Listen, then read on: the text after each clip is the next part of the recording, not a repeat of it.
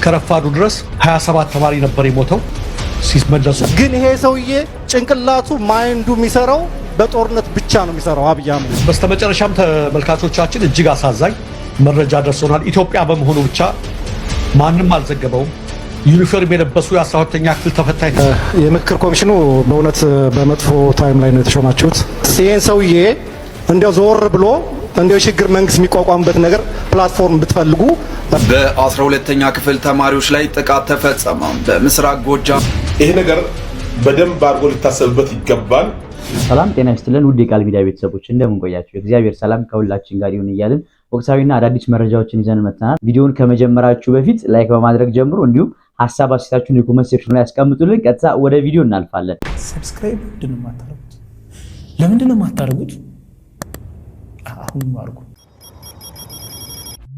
በ12ኛ ክፍል ተማሪዎች ላይ ጥቃት ተፈጸመ። በምስራቅ ጎጃም ዞን ቢቡኝ ወረዳ የ12ኛ ክፍል ብሔራዊ ፈተናን አጠናቀው ወደ ቀያቸው በመመለስ ላይ የነበሩ ተማሪዎች ላይ በሰላማዊ ተማሪዎች ላይ የተፈጸመው ጥቃት በጽኑ እየተወገዘ። በስተመጨረሻም ተመልካቾቻችን እጅግ አሳዛኝ መረጃ ደርሶናል። ኢትዮጵያ በመሆኑ ብቻ ማንም አልዘገበውም። ዩኒፎርም የለበሱ የ12ኛ ክፍል ተፈታኝ ተማሪዎች ማለት ወጣቶች ማለት ናቸው። ወላጆች አስፈተን ብለው የላኳቸው ተማሪዎች ጥቃት ተከፍቶባቸው ጠዋት እስከምንገባ ድረስ ቅድም እስከረፋዱ ድረስ 27 ተማሪ ነበር የሞተው ሲመለሱ። እንግዲህ ይሄን ተመልከቻ። አጠቃላይ የሁለተኛ ደረጃ ትምህርት ቤቱ ያወጣው መግለጫ ነው። መቲ ይሄኛው እናንብበው መጀመሪያ ምን እንደሚል የተማሪዎች ህብረት ያወጣው ነው። በ12ኛ ክፍል ተፈታኞች ላይ እየደረሰ ያለው ሞራላዊና ስነልቦናዊ ጥቃት እናወግዛለን። በደብረ ማርቆስ ዩኒቨርሲቲ 12ኛ ክፍል ፈተና ተፈትነው ወደ ቤታቸው የሚመለሱ ተማሪዎች በደረሰው ሰብአዊ ሞራላዊና ስነልቦናዊ ጥቃት አጥብቀን የሚቃወም ሲሆን በሰላም በመፈተን እኛ ጣቢያቸው የገቡ ተማሪዎች በተለያየ ምክንያት ከተዋጊዎች ጋር እንዲጓዙ በመደረጋቸው ተመልከቱ። በቢቡኝ ወረዳ ጥቃት የደረሰባቸው ተማሪዎች በቸልተኝነት መሆኑን እየገለጽን መሰል ድርጊት እንዳይፈጸም የሁለቱም ወገን ተዋጊዎች ለተማሪዎች ጥንቃቄ ሊያደርጉ ይገባል አለ። ደፍሯል። እንደውም መንግስት ናያችሁ ፈርቶ ነው። ሁለቱም ወገን ሲል ፋኖንም መንግስትም ነው። እንግዲህ የትምህርት ቤት በመንግስት ስር ነው ያለው። ምን እንደሆነ አውቀውታል። ማን ጥቃት እንደፈጸመ ማለት ነው። ተማሪዎች መያዣ ተደርገው ማለት ነው። ተመልካቾቻችን እጅግ ወላጆቻቸው እንዴት እንደሚሆኑ ነው የደረሰን። መጀመሪያ መጨረሻ ምንድነው? በደብረ ማርቆስ መጀመሪያ የደረሰና ትክክለኛው መረጃ ይሄኛው አይፈራ 17ኛ ክፍል የተፈተኑ ማትሪክ የተፈተነው ወደ ቢቡኝ ወረዳ ሲሄዱ ነው። ማን ነው ጥቃት የከፈተባቸው ካላችሁ በጀነራል መሐመድ ተሰማ የሚመሩት የምስራቅ እዝ ወታደራዊ መኮንኖች ናቸው። ለምን እንደዚህ ያደረጉ? ተማሪዎቹን ከፊት አድርገው ጥቃት ከፈቱ። ተማሪዎቹን ከፊታቸው አሰልፉ። እነዚህ ተማሪዎች መላው የአካባቢው ነዋሪ ያስተማራቸው ዋጋ የከፈለባቸው ናቸው። እነሱም በጣም ዋጋ ከፍሏል። የጠፉት ተማሪዎች ማለት ነው። ከደምቢዶሎ የጠፉት ተማሪዎች ፕሮፋይሎቻቸውን እያነበብኩ ነበር እና እንዴት ሆነው እንደተማሩ ገበሬ ቤተሰቦቻቸው እንዴት ዋጋ እንደከፈሉባቸው እንዴት የሚያርሱበትን ብቸኛ በሬ ሸጠው ተቆራምዶ እንዳስተማሯቸው ስታይ ግድያው የአንድ ሰው ብቻ አይደለም፣ ለእያንዳንዱ ተማሪ ጠቅላላ የማህበረሰብ ግድያ ነው። ይሄ ደግሞ ስራዬ ተብሎ ነው የሚደረገው። ተማሪ እየመረጡ አካባቢ እየመረጡ ኢኮኖሚ ምናምን ሊያርግበት የሚችለው ነጋዴ እየመረጡ ምሁራኑን እየመረጡ ከዩኒቨርሲቲ ከምን ለቃቅመው የት ናቸው ያሉት? እስር ቤት ነው። ይሄ እንዳለ ስሉን ስታዩ ያንን አካባቢ ሙት በቃ ጨለማ ማድረግ ነው እና በጣም እኔ ማህበረሰቡ መንቃት አለበት ብዬ ነው የማስበው። ከዚህ በላይ ዛሬን አድበስብሳችሁ ልታልፉ ትችላላችሁ። in 5 years in 10 years እውነት ይሄ ነገር ሆኗል የሚል አስደንጋጭ ቁጥር አስደንጋጭ ስብራት ነው እዛ ክልል ላይ እየተፈጠረ ያለው እና በጣም ያሳፍራል። አሁንም ቢሆን ይሄንንም እንደማንኛውም ዜና እንደዚሁ ሞት እኮ ብለን ደግሞ ሌላ ዜና እንጠብቅ ይሆናል። መቼም እንደ ማህበረሰብ ለምደነዋል፣ ግን ባንለምደው ጥሩ ነው ባይኔ። እሺ አመሰግናለሁ። እንግዲህ መቼም ሁለተኛ ስንገናኝ መሰለኝ። የምክክር ኮሚሽኑ በእውነት በመጥፎ ታይም ላይ ነው የተሾማችሁት። ህወሓት ስልጣን ላይ ተወግዶ አብይ ሲመጣ ቢሆን አትሊስት የሆነ ፍሬ ታፈሩ ነበር። አሁን ግን እንደኔ አሁን ግን ጦረኛ መንግስት ባለበት ሰዓት ላይ ፍሬ ታፈራላችሁ ብዬም አልገምትም እና የምክክር ኮሚሽኑ እኔ ብዙም ወደ ፍሬ ይሄዳል ብዬ አልገምትም። ምክንያቱም አሁን ሀገሪቱ በጦርነት ላይ እየታመሰች ነው ያለችው። የሌላ ሀገር ወራሪ እንደመጣ ሁሉ በአማራው ላይ ድሮን፣ ጄት፣ እግረኛ፣ መድፍ፣ ታንክ የሀገሪቱን ጦር ሰራዊት እንዳለ አማራ ክልል አስገብቶ እየጨፈጨፈ ባለበት ሰዓት ላይ የምክክር ኮሚሽኑ ኢፌክቲቭ ይሆናል ብዬ አልገምትም። ስለዚህ እንደኔ ምክር እንደው ይሄ ሰውዬ ምክንያቱም ጭንቅላቱ በጦርነት የተሰራ ነው አብይ አህመድ እና ቢያንስ ይሄን ሰውዬ እንደው ዞር ብሎ እንደው የሽግግር መንግስት የሚቋቋምበት ነገር ፕላትፎርም ብትፈልጉ አሳስባለሁ።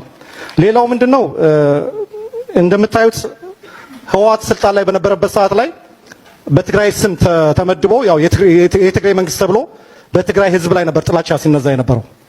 አሁንም ቢሆን ትንሽ የግሩፕ እንደምታዩት እነ ሽመልስ አብዲሳ እና አዳነች አቤቤ እና አብይ የፖሊስ ኮሚሽነሩ አስር አለቃ ብርሃኑ ጁላ እነሱ ተጨማምረው የኦሮሞ ማህበረሰብ እያስጠሉ ነውና በተቻለ መጠን እንደው ከዘረኝነት ነፃ የሆነ መንግስት እንዲቋቋም አገሪቱ የምትፈልገው መንግስት እንዲቋቋም ብታሳስቡ። ይሄ ሰውዬ በምንም ነገር እስካለ ድረስ የምክክር ኮሚሽኑ ኤፌክቲቭ አይሆንም። ህዝብ እየተገደለ ነው ያለ። በኦሮሚያ ኦሮሞዎች እየሞቱ ነው ያሉት። በትግራይም ያዣበበው ጦርነት እያያችሁ ነው። አማራ እየተጨፈጨፈ ነው ያለ።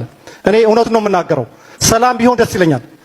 ኦሮሞ፣ አማራ፣ ከምባታ፣ ሀዲያ አንድ ቢሆን ደስ ይለኛል። ግን ይሄ ሰውዬ ጭንቅላቱ ማይንዱ የሚሰራው በጦርነት ብቻ ነው የሚሰራው አብይ አህመድ። ስለዚህ በተቻለ መጠን እኔ በእውነት ታሳዝኑኛላችሁ። እዛ ያላችሁት ለኢትዮጵያ ብዙ ነገር መስራት የምትችሉ ሰዎች ናችሁ። ስለዚህ በዚህ ሰዓት ወቅቱ አይመስለኝም ምክክር ኮሚሽን።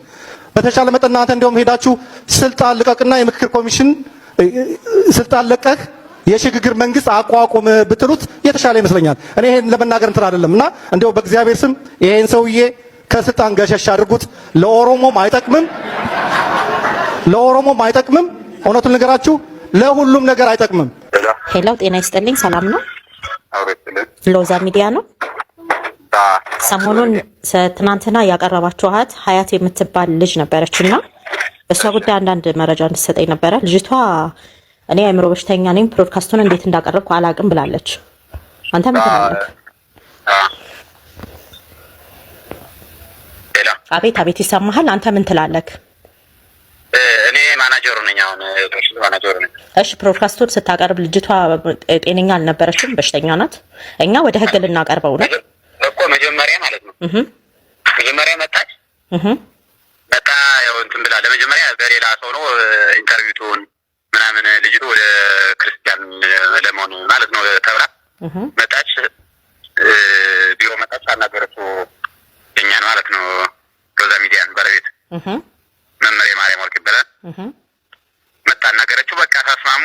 በቃ ኢንተርቪው አደርግሻለሁ ምናምን አላት። በቃ ያለውን ነገር እንዳየሽው በቃ ዩቲዩብ ላይ እንዳየሽው ያን አማርኛ ሁሉ መጀመሪያ እንደመጣች ተናገረች። ተናገር እሺ ብሎ ቀጠሮ ሰጣት። በቀጠሮ አቀመጣች። ኢንተርቪው ሆነች። በቃ ያዛት። ኢንተርቪው ሆነች፣ ሄደች። ስልክ ምናምን አላት። በቃ ስልክ አሁን አካውንትሽን ለጥፍልሻለሁ፣ ስልክሽን ብለጥፈው ሌላ ነው ላንቺ አደጋ ነው፣ ደውለው በሌላ እንትን ሊይዙሽ ይችላሉ፣ ሌላ ነገር ሊያደርጉሽ ይችላሉ ምናምን ብሎ ስልክ ለገጠ ወደ ለጥፈን ወይ ለመስጠት ምናምን ያው አይቸግርንም ነበር፣ ግን ለሱ አደጋ ነው ብለን አካውንቷን ብቻ ለጠፈ። ታውኖ ስልክ ምናምን ስንላት ስልክ ከገዳም ስመለስ ነው የትነሽ ምናምን ሜሴጅ የት ነው ስንላት ገዳም ልኝና እመለሳለሁ ምናምን አለች። አካውንቷን ለጠፍነ። ከዛ በቃ ያለው ነገር ስሟ እስከ ስሟ ነው። አካውንቷን ማየታችሁት ከሆነ አሁን ብር ለመላክ ሞክሪው አያት ማህመር ነኝ ያለው ነገር ይሄ ነው። መጣች ጦራት ጤነኛ ናት፣ ኖርማል ሰው ናት። ምንም ነገር እንትን አላለችም። እኛ ራሱ ወዲህ 10 ሺህ ነው ያስገባላት። መጀመሪያ ይላክንላት እኛ 10 ሺህ ብር ነው ለዚህ በአካውንቷ ማለት ነው ልጅቷ ማለት ነው በሰዓቱ ላይ መምሬ ማርያም ወርቅ ያስገባላት ራሱ ማለት ነው። እሺ ስትመጣ በዛን ሰዓት ላይ ከሰው ጋራ ምናምን አብራ መታ ነበር ወይስ ብቻዋን የመጣችው? ብቻዋን የመጣች የመጀመሪያ ቀን ብቻዋን የመጣች ሲቀጥል አሁን ኢንተርቪው ቪዲዮ ተሆን ቀንም ብቻዋን የመጣች። ይሄ ነገር አሁን ለእናንተም ለብሮድካስታችሁም ትልቅ አደጋ ነው። እንደዚሁም ደግሞ ለክርስቲያኒ ሙስሊም ነኝ ለክርስትና እምነት ተከታዮችም ትልቅ አደጋ ነው። ምክንያቱም አንድ ክርስትና እምነት በውሸት አይቆምም። እውነትን በማሳወቅና እውነትን በማስተማር ነው አይደል የሚቆመው እኮ። ይሄ የምታየው ነው እንትኑ እውነተኛ ነው። እንትኑ ልጅቱ መጣ እኮ ኢንተርቪው አድርገናታል። ስለዚህ ልጅቷ እዚህ ጋር አሁን ደግሞ ልጅቷ በድጋሚ አሁን እኛውን ወደ እናንተ ክስ እንዲከፈትባችሁም ልናደርግ ነው። ምክንያቱም በሃይማኖታችን ላይ የተቀጠፈ ነገርና አቅሌ ጤነኛ አይደለሁም ነው ያለችው። በሽተኛ ነኝ፣ አንዳንዴ ይጥለኛል። ስለዚህ በአመመኝ ሰዓት ላይ ነው ማን ወስዶ እንዳስደረገኝ ሁሉ ያንን ፕሮግራም አላቅም ነው ያለችውና እስኪ እኮ ነው የመጣች። ከአንዴ ሁለት ከመጀመሪያ መጣች። ከዛ ሲቀጥል ቀጠራ በቀጠሮ አቀን እኮ ነው የመጣች። ስለዚህ ሁለት ጊዜ ነው የመጣችው ማለት ነው። መጀመሪያ መጣች እንትን አለች፣ ተናገረች፣ በቃ ተዋወቀች። መጀመሪያ ስሟን አናግራለች ምናምን። ከዛ ሲቀጥል ኢንተርቪው በዚህን ቀን ምናምን ብሎ ቀጠሮ ሰጣት። በቀጠሮ አቀን መጣች፣ ኢንተርቪው ሆነች፣ ሄደች። በቃ ያው እናንተ ስራችሁን የሰራችሁት ነው የምትለኝ እዚህ ጋር። እኛ በቃ ነው ስራ የሰራ ነው። ጥሩ በቃ እዛ በሚለቀቀው ሰዓት ቪዲዮ ለቀቅ ነው ለቀቅ ነው። በቃ ያለው ነገር ይሄ ነው። እዛ ውጭ ምንም ነገር እንትን የለውም። ሲጀመር ልጅቱን 100% ሳይሆን 101% አምና እንደመጣች እርግጠኛ ነኝ። እንትንሽ አንድ ነገር የእናንተ ቢሮ የት ነው ማለት የት ነው ስለ ቦታውን ሳይሆን አዲስ አበባ ነው ወይስ ከአዲስ አበባ ውጪ ነው? ለእርግጠኝነት ያክል ምን እንትን ይላል አዲስ አበባ ነው። ስለዚህ ካለችበት ሀገር አዲስ አበባ ድረስ ራሷ ናት የመጣችው ማለት ነው እንዴ? የኛን ቢሮ ማናወቃት ማን እንትን አላት። መጀመሪያ ቲክቶክ ላይ እሷ ናት ጽፋ እንደዚህ መሆን ይፈልጋል ምናምን ብላ ይሄ ሁሉ ነገር እንትን ያለች። ኦኬ እኛ ነኝ ብለን ቀድማ ቲክቶክ ላይ ነው የጻፈችው።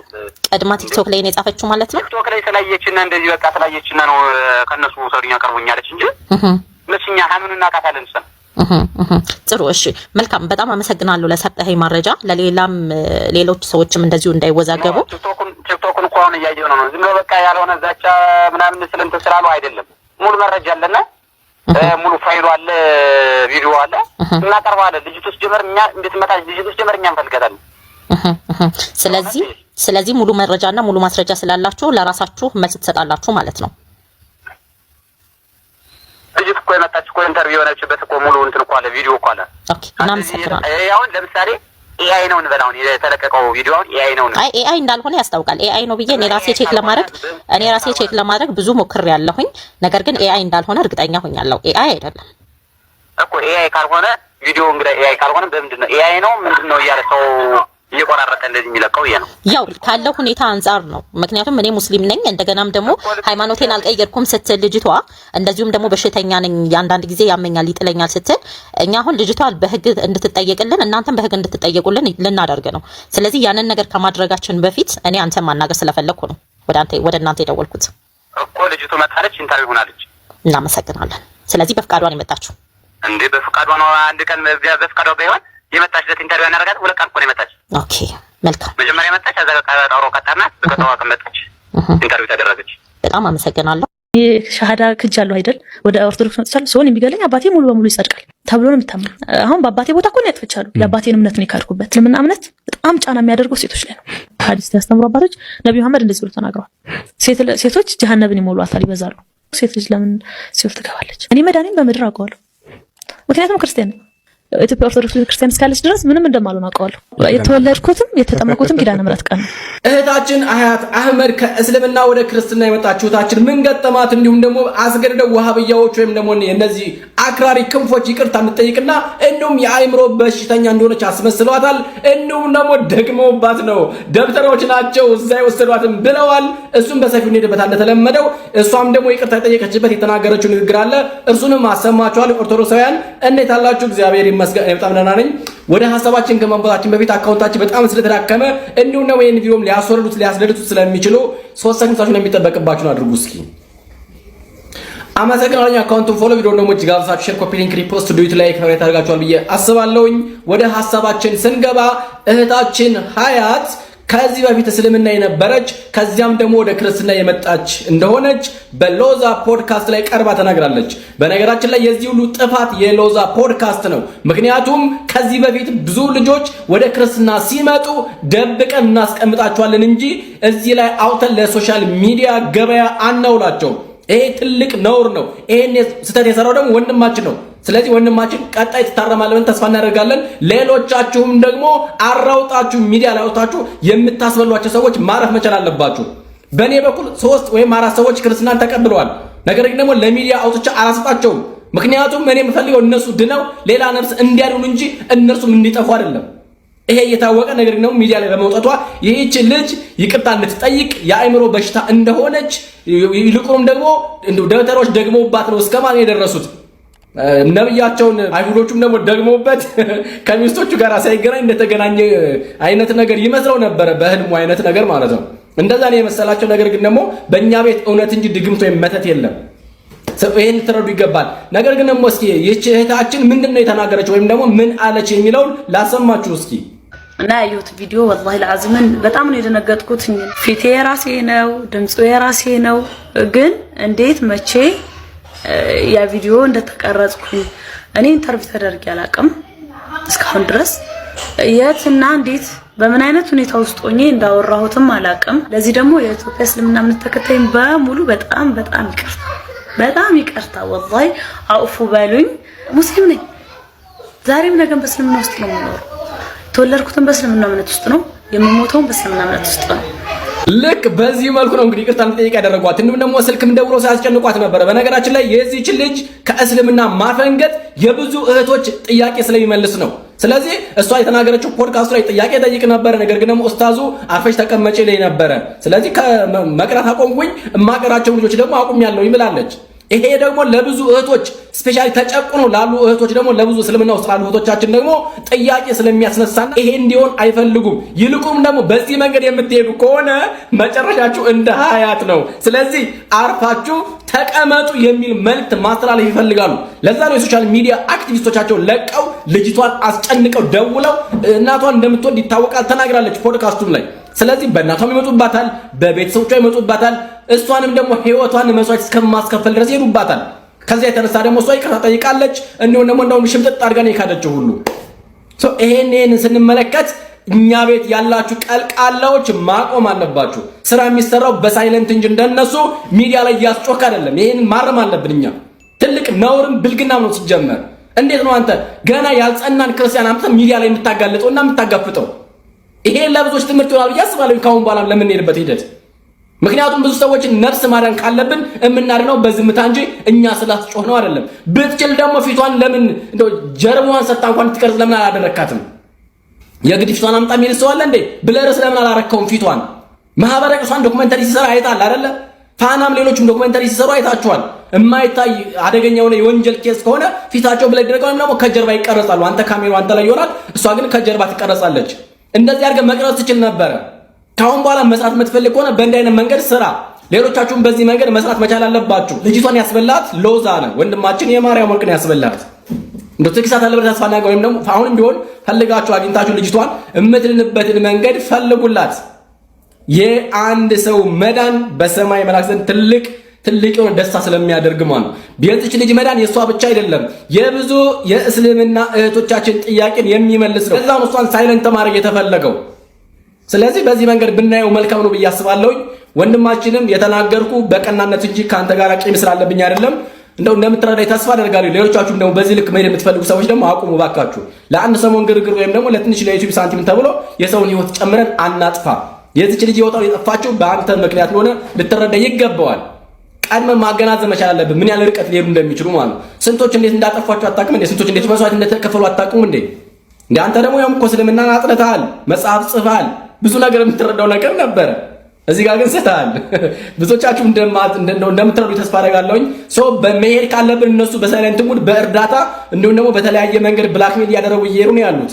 እኛ ለምን ነው በዝምታ መንገድ? ወንጌል ከሆነ ዓላማችን ወንጌልን ብቻ ለምን አንሰብክም? ይሄ ነገር በደንብ አድርጎ ሊታሰብበት ይገባል። እየተባለ ያለው አሁን ሌላ ጉድ ነው።